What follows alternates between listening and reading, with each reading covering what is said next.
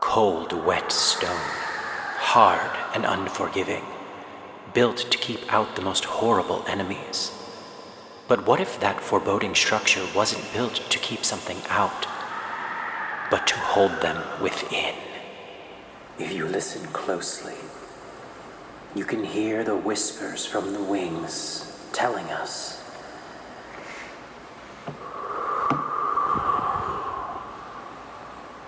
The tale of the Castle d'Arnault.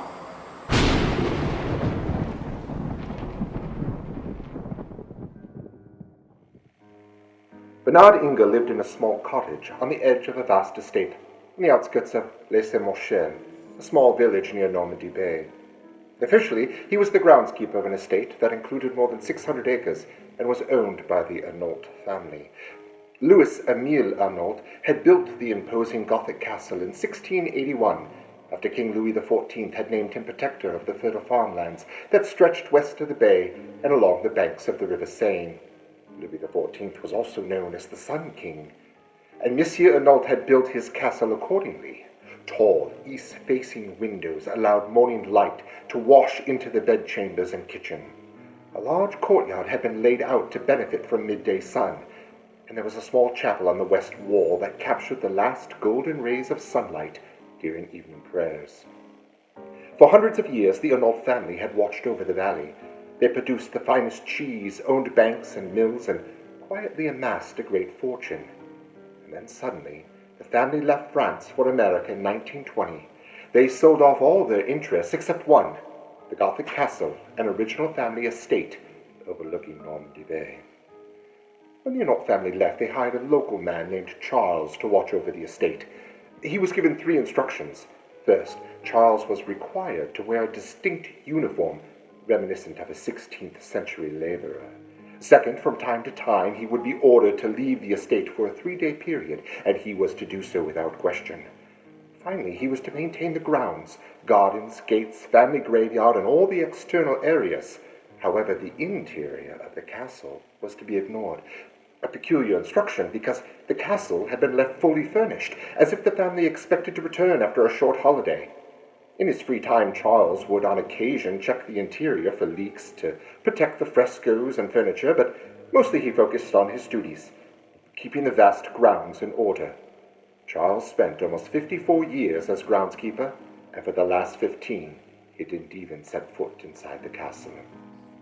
After Charles passed away, a man by the name of Gabriel was hired as groundskeeper, and he served the family for 43 years. 12 years ago, the position of groundskeeper was passed to Bernard. Every few years, when the locals had run out of interesting gossip, the Arnault family would be discussed at the local pub.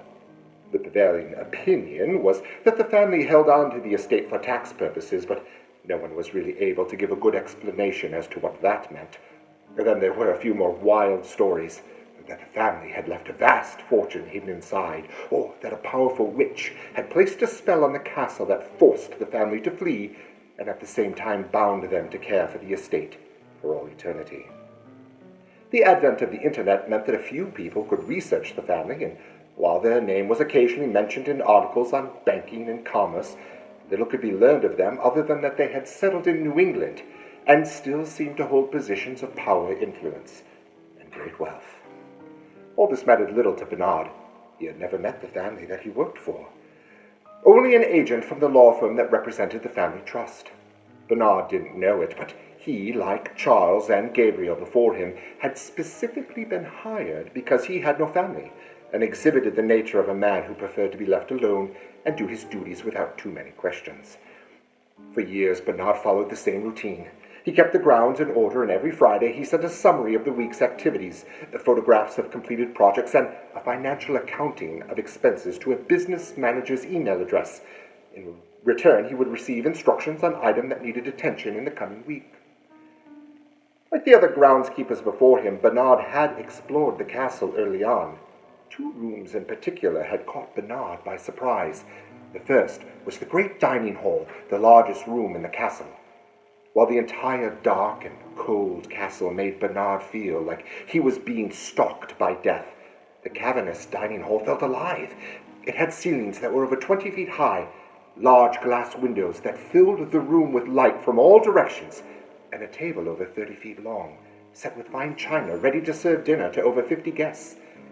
He had the feeling that if he turned quickly enough, he could catch a glimpse of the guests coming to a great feast. The other room was the chapel, situated on the west wall. The first time Bernard had visited the chapel, he hadn't noticed anything special.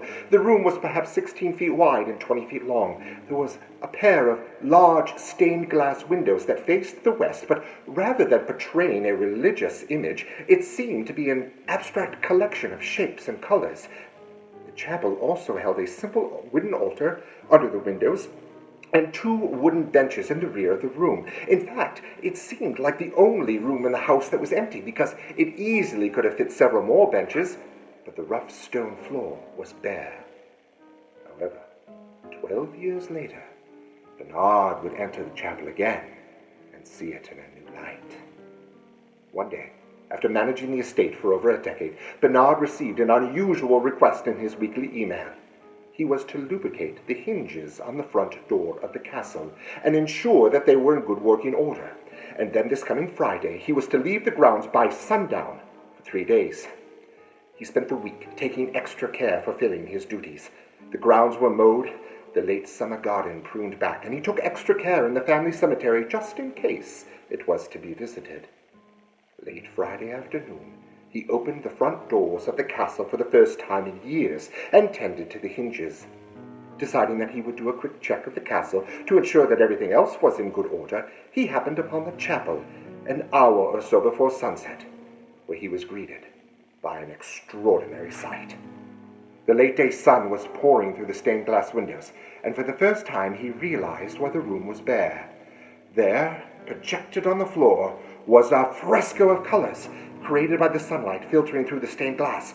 On top there was writing in a language that Bernard couldn't interpret, as well as a wide green area with markings and symbols that looked like a map. Around the perimeter there were what could be described as pagan symbols of planets, fire, mythical creatures. For what seemed like hours, Bernard stood there transfixed, his mind unable to interpret what he was seeing, though in reality it was only a few moments. The sun continued to set, and like wax, the image began to melt away and become distorted, and it blurred as if it had never been there. Bernard focused his eyes on the floor, hoping to make sense of what he had just seen. It was then that he noticed the 2 rectangular stone slabs where the image had been projected. They had faint writing etched onto them, and each slab also had several recess points. Dropping to his hands and knees, he brushed away the dust with his fingers, uncovering a brass ring that had been obscured by the dust and time. His mind tried to make sense of all this before quickly being jolted to the realization that the room was rapidly filling with darkness. The sun was setting, and Bernard feared that he would soon be trapped in the dark and foreboding castle, the very castle that he had been instructed to vacate by sundown. Torn between his desire to understand what he had just seen and the reality that he needed to move, he opened the door to the chapel to find that the rest of the castle had already been plunged into darkness. Groping his way along, his heart beat so loudly that it seemed to echo off the stone walls and reverberate in his ears. Disorientated, he pushed forward, hoping he might be near the grand hall, when suddenly he heard a new sound. A sound that made his blood run cold and paralyzed him with fear. Lost and alone in the dark, Bernard closed his eyes and held his breath. But the more he resisted, the more that sudden howling beat down upon him, ringing in his ears, and from nowhere, screaming winds lashed him forward into the darkness. His face and hands stung from what felt like rain, but rain that slashed at his skin like burning shards of glass, and the air filled with the stench of death. How could this be? He was inside the castle walls. but no time to think or reason. He had to escape, but every time he blindly chose a direction, the winds and the rains drove him in another, farther and farther into the unending blackness, slamming him against the walls till he collapsed, tumbling forward like a fallen leaf. If he could just surrender and let the invisible horror tear him into 1,000 meaningless shreds and end his agony. But every time the thought of surrender came to him, the terror would subside just long enough for him to fight back, only to be beaten down again, as if his savage tormentor could read his very thoughts. No, that's impossible, he thought. He summoned what strength he had and rose to his feet, only to be met with a blast more fierce than ever. He clung to the icy stone wall, his hands clawing for something to anchor to. Then, suddenly, there it was in his grasp, a cold iron ring jutting out from the stone. As he grabbed on with both hands, the wind flailed him around, sucked him away from the wall, then smashed him back into it. But he would not let go. Then, to his horror, he felt the iron ring loosen and began to twist as the wind pulled him away, then hurled him at the wall with a force that all but shattered his will in an explosion of pain. As he awoke, he found himself lying on the floor of a tiny circular room, no more than 12 feet across. The wind and the slashing rains were gone. He was on the other side of the wall, the iron ring still in his hand. Disoriented, he pulled himself up, clinging to what appeared to be a well at the center of the room, and on its edge, a book mounted on a rustic slab, lit by a single candle. As he focused on the open book, he instantly recognized the image.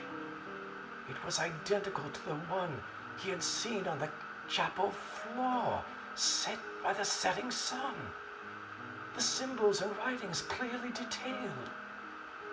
But just as his eyes focused on the image, there came a voice from the shadows. "What are you doing here? How did you gain entrance to this room?" the voice demanded in an angry, frightened tone. But before he could answer, the voice cried out, "What have you done, you ignorant, selfish mortal?" He swung around, his gaze trying to pierce the hazy blackness beyond the candle's glow.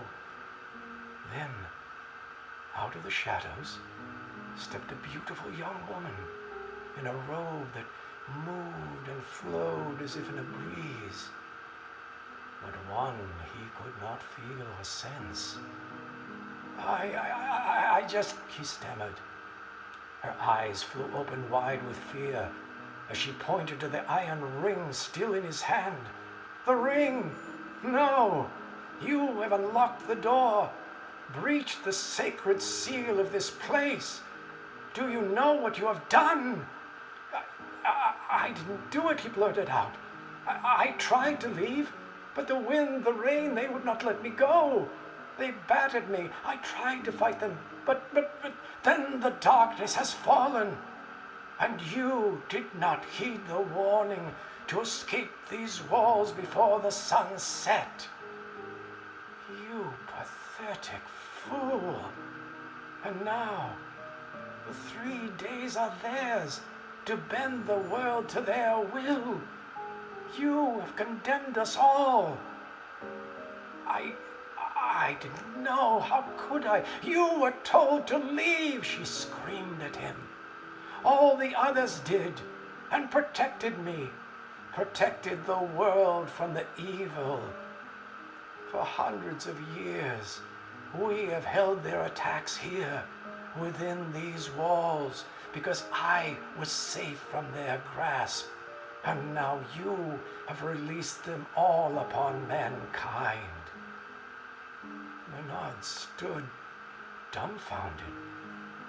What had he done?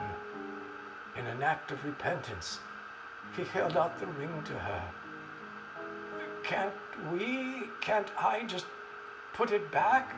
Lock it, do something to it. No, she replied. The seal is broken. These walls will soon weaken, and the evils will break through. Once that is done, I may not have the power to stop them. I don't understand. What have I done? You must tell me. Is there nothing that we can do to stop whoever is out there? She gazed at him in disbelief. So simple for you, is it not? Mortals, you know nothing of what lurks beyond. Then tell me, there has to be a way, he pleaded. She looked at him with a pity that cut him to his heart, and then she began. We are the four, like the symbols in the book and the chapel. I am Bridget, the embolic one, of new life, healing and spring. The others, Samhain, who frees the dead on All Hallows Eve. Loch, who saves the harvest from blight. And Balain, who sets Valpurgis night ablaze with the fires that keep the evils at bay. We each keep the balance of good and evil, each with our place in the calendar of life, the balance that you have thrown into chaos, setting them all free to do battle for dominance, to breach these walls and capture me. Once that is done, who knows what will happen? Bernard struggled to reason with this. But of the four, good seems to outbalance the bad. I mean, there is a fifth, Bridget exclaimed, stopping him cold. Crom Dob, the dark, crooked one, the one who can turn the scales to eternal damnation. She paused, then drew a breath that told of the danger she was to speak. You have seen the great hall, set for the feast that no one yet has eaten? Bernard nodded. It is there, and in the courtyard, that the fate of our worlds will be decided. 2 things must be done this night to set my world right again, and so too save yours. And you must be the one to do them. But can't you? I am of the other side, she fired back, and I will do my part once you have done yours. So listen to me, because if you fail me, we are lost. Stunned by the weight of her words, he stared at her, shaking with fear. This night, you must build the Valpurgis bonfire and drive the evils back to their hell, because Balain must do battle to protect you, or you will be overcome by the evils, just as you were outside these walls. Once the fire is lighted, the evils will be weakened. You must then fight your way to the great hall, sit at the head of the table, and take the first bite of the feast that Loch will have set there for you to restore the power of reason to man. If you do not, and Crom Dob takes that seat, and the first bite of the new harvest, his power will be immeasurable, and our battle lost. Now know this, once outside these walls, the madness will try to take you over again. You will have to fight with all you have within you to succeed in both your deeds. If to survive. And those last 3 words chilled Bernard to his core. But he looked her in the eye. What do I have to do then? Once, if I have eaten of the harvest. Hold your place at the table at all cost. By then, I will have done my part. I will fight my way to the fire you have set ablaze and walk through it, stopping in its center to leave this. She opened the palm of her right hand to reveal a tiny crystal of green and red. It is the Bloodstone, and it must be placed at the heart of the bonfire to be consumed and purify this place and set both our worlds to right again. If both our tasks succeed, you must leave this place forever, and I will be returned to my sanctuary to hold the balance of good and evil in check. Do you understand? As the words passed her lips, the walls around them began to tremble and crack. Do you understand? She screamed over the din that began to invade the room. Bernard nodded and took a stance as if he were about to leap from a cliff. Wait, she shouted. The wax! The wax! From the candle! Break off some and plug your ears, so the screaming horrors are muted, and you may be spared the madness they bring. Do it! But as he did, the candle went out, plunging them both into the dark and cold. The savage winds swirled, the walls blew away, but then, to Bernard's astonishment, he woke up outside the walls of the castle. Bernard struggled to his feet and took in his surroundings. The castle looked the same, still standing with all of its elegance. The grounds around him also looked the same, just as he left them. But something was off. They hung in a strange light, as if it should be a sunny day, but the sun was being blocked out by something. Then, Bernard heard what sounded like faint footsteps in the distance, a number of small ones with the occasional louder and heavier ones. Bernard took a few steps towards the direction he believed they were coming from, when he suddenly heard screaming. This wasn't ordinary screaming, though. Bernard could feel the sound pierce through his brain like nails on a chalkboard in his head.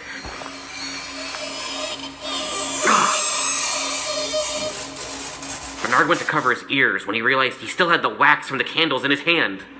He shoved them in his ears as quickly as he could. Okay, so this is not a dream, he thought to himself. He tried to remember what Bridget told him to do, and his gaze fell on the trees in the distance. Yes, the bonfire, he remembered, and he dashed off for the woods. He'd barely crossed the tree line when he found himself in a clearing and saw years and years of brush around him. He'd not been here before, but it appeared that someone had been bringing brush into the woods for decades. Realizing he had to act quickly, Bernard made fast work of moving the brush into a large bonfire. Suddenly, a booming voice rained down on him. "Bernard the Mortal, I've been expecting you." Bernard turned and could not believe his eyes. Was it a man? Some unearthly creature? A monster? Bernard could not be sure, but something the size of a large oak tree appeared seemingly out of nowhere. He was dressed in a cloak of earthly tones, had a large beard of what appeared to be leaves hanging from his face, and he carried a bright orange staff. "I am Belaine, and I am here to protect these lands from Samhain and Kromdub." Though slightly unnerved by the sight, Bernard stayed brave. "Belaine, the bonfire has been built, but how do we light it?" Despite his beard obstructing most of his face, Bernard could see a knowing smile on Belaine. "That is my job." Belaine then took his staff and placed it atop the bonfire. As if a match had been thrown into a puddle of gasoline, the bonfire burst into flames. The sight was incredible. The amount of light it gave off was unbelievable. It blinded Bernard momentarily. Once regaining his sight, Bernard turned to Belaine, whose focus he found was suddenly on him. "You have lit the Walpurgis bonfire. You must now go back into the castle, to the great dining hall, and take the first bite of the feast." "But what if I cannot?" Bernard began, but he was cut off by the sound of 2 gruesome yells. He then saw 2 hideous creatures fight their way into the clearing and realized they must be Samhain and Kromdub. "Go, now!" instructed Belaine, before he began to fight the two other creatures. Bernard did not waste any time. He ran as fast as he could back into the castle. As he re-entered the front door, he tried to place where the great dining hall was in his mind, as his times inside the castle were few and far in between. He walked in and began to take in his surroundings. When it came to him, to the right of the main staircase, down the long hallway, take a left at the library, and it should be right in front of me. He followed the path he laid out in his head, and sure enough, as he ran past the library, the hallway opened up into the beautiful dining hall. Bernard recognized the stunning stained glass windows, the high-reaching ceilings, and the priceless china on the beautiful dining room table. Except now, the table was covered in a myriad of food offerings, and the aroma in the air would put even the highest-class restaurants to shame. Large bowls of vegetable and beef soups were at each end of the table. Sweet breads and the softest dinner rolls in a wicker basket dotted the table at various points. Nearly every fruit and vegetable could be found on the table, from golden baked potatoes to large plum tomatoes to grapes of all colors and varieties, and large trays of sliced pineapple, kiwi, and pears.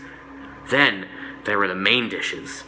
Piles of sausages and meatballs and bacon on beautiful metal trays could be seen across the table. Numerous casseroles and meat pies decorated the table as well. But Bernard could see what the main offering was. On a gold tray at the head of the table was a large pile of mutton. Bernard knew that this was the first bite of the feast he was to take. Suddenly, the doors of the dining hall flew open. In entered another imposing creature like the others. Looking like a giant, well-fed man, Log strolled into the room.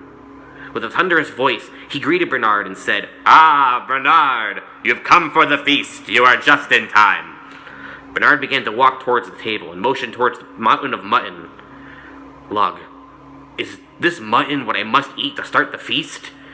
But before Log could answer, a deafening roar came from down the hall. "It is him, Cromdug. Quickly, Bernard, eat!" As Bernard reached the head of the table, Cromdug burst into the dining hall, dragging what Bernard recognized as Bridget. He dropped her to the ground and walked towards Bernard. Dressed all in black with a bright red face, he laughed menacingly at Bernard. "Stupid human, did you really believe you could beat me?" Cromdub said tauntingly. "I am Cromdub, and I will finally rule the world." "Bernard, you must eat the feast. We believe in you," Bridget yelled, but Cromdub turned on her and bellowed a deafening sound. "Silence, fools! You will do what I say!" But as Cromdub turned back to the table, he saw that Bernard was already sitting at the head of the table. He had a golden fork in his hand and a large pile of mutton on it. "No! Stop!" Cromdub roared, but it was too late. Bernard had plunged the fork into his mouth. Suddenly, the wind began to pick up in the room and blew everything around like a tornado. Bernard lost his balance and was swept up into the wind. Dishes and food swirled all around him, and the room became unrecognizable. Bernard was grabbed by Bridget. She handed him the bloodstone she had mentioned to him earlier. "Bernard, you must put this in the bonfire, and you will have done it." As soon as the bloodstone was placed in Bernard's hand, he felt himself being released from the windstorm. As he crashed down, Bernard realized he was back in the woods. As he got to his feet, Bernard could see the bonfire was still roaring. In the distance, he could see Samhain and Belaine still engaging in battle. As if Belaine could sense that Bernard had returned, he turned towards him and said, "Put the bloodstone in the fire!" Bernard stared into his hand at the bloodstone, and he threw it in the fire. As he did, the fire exploded and knocked Bernard out.